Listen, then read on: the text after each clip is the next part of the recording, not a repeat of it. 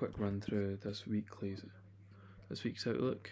So starting from my daily time frame on DXY, I've currently marked out this monthly / daily FUG as my target. This was my draw on liquidity from the yearly outlook and the previous weekly outlooks as well. So this is the draw that I'm kind of pushing towards. So I've noted down here that we've landed into our daily FUG, we respected it, we had our breakup structure, and then we respected this daily OB.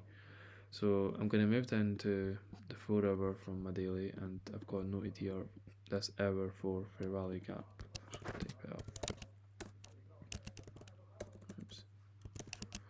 So on Friday we tapped in here, and then we did respect this area, and then I believe that we're going to go for this monthly FUG straight, but then there's a possibility we don't follow straight through for the monthly FUG, and in fact we take another sweep of liquidity for this area here, and then we move up, which is also your daily fair value gap, the new one created. If I was going to go back, so it's this fair value gap created here, we could possibly return back and then go up and take out the monthly draw. So that's for the dollar. I'm bullish until we take out this target here, and then I'll wait again just to see what price does.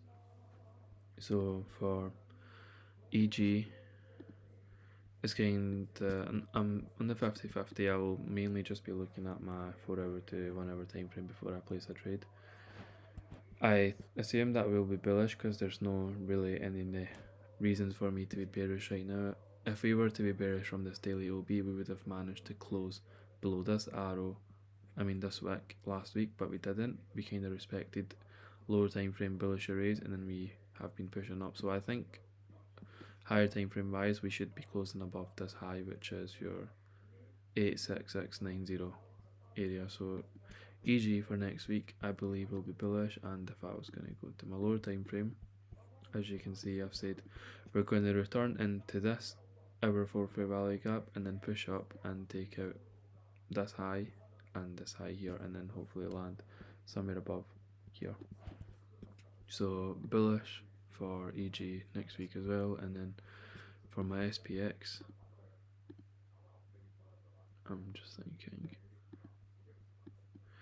from SPX, we consolidated around inside this daily FUG, although we were respecting the daily OB, and we've also respected the weekly OB. So I think for right now, I'm not going to try to think too much into my draw. I'm just going to look at the next one, which is this one, because I don't really have a bullish draw on liquidity right now. The only one I have is a bearish one, and it's this daily FUG here. And then since this displacement makes me think even more that we're going to take out this, we'll tap into this daily FUG, and then I'll see if we respect it or don't respect it. If we respect it, I think we could return back up to here, but then if we disrespect it, we're going to take this low and this low down here. And how that looks in my lower time frame is, I've just noted down here, this is the previous weekly low which created on Wednesday, so I think there is a possibility that we're going to sweep the previous weekly low before we tap into the hour 4 FUG, and from the hour 4 FUG I expect us to go down even further.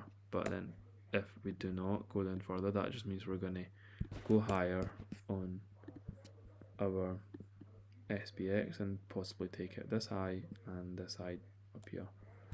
And then if this high gets cleared and this high gets cleared, we're definitely going for this one, because it doesn't make sense to then take out any of these lows, and these lows become protected for a while.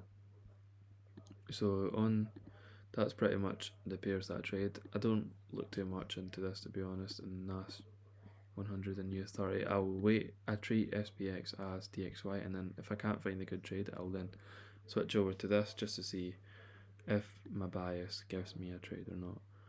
For EU and GU, we're going to go back to dollar. So just to remind yourself, on the higher time frame of the dollar, I'm looking for higher prices, and there's a hour 4 fair value gap here, and then equally to that on your euro time frame.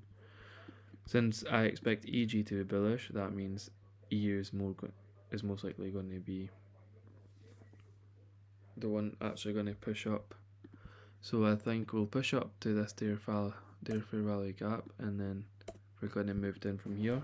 I've not drew anything out because I'm just going to wait on DXY to show where it wants to go. And then for GU, this is my target right now, which was the low 1.23081. And how it looks on the lower time frame is like this. So I've got a hour 4 fair value gap here, and what I think we could push up to this and then go down, or we just continue to go down, to be honest. But my bias is bearish for EU and GU, and GU has been the weaker pair since EG. I think we'll just push down, to be honest, to one of these sell side liquidity. All of these lines that come from a daily low, so on the daily time frame, you can see I've just marked these out. These are just my targets for sell side liquidity. So that's pretty much it for the main pairs. And then on the yen pairs, for higher time frame JPY, we've basically consolidated. So I'm just going to show you.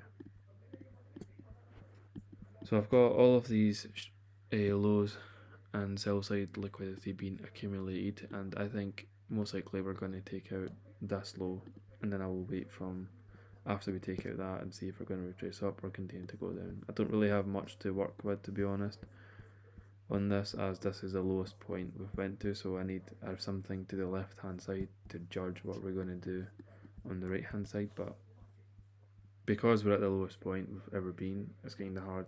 You just have to wait a wee bit on your higher time frames. And for EJ, it's the opposite. So JPY is like your DXY, and then EJ and then GJ are like your EU and GU.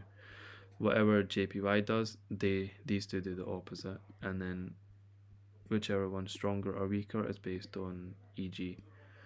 So for EJ, I'm bullish for next week, and same for GJ. I think since I'm bullish on EG, I think GJ is the weaker pair, and we may have another sweep on this sell side liquidity before we move up. And how that looks on my lower time frame is on JPY index, we've got this hour 4 fair value gap, and then we've been pushing up here since Friday, and I think once we get into this bit here, I will look into my 15-minute time frame and see if I can take a short and hopefully get a long on one of these pairs. Equally, we've got a 4-hour fair value gap on our EJ chart, and then after this we've tapped into this, but then we're obviously going to tap into this before we tap into JPY. So until JPY index is also tapped into this point of interest, I'm not going to try to look for a long here, but this is what I assume will happen. We're going to tap into this hour 4 FVG and then hopefully take out these highs and land into this fair value gap up here. And for GJ, I said since this is going to be the weaker pair, we may just have another sell side liquidity sweep and then push up to take out these highs. So that's pretty much it for this week. If so, I will change. If something changes, I will give an update in the chat or send in another mini weekly outlook.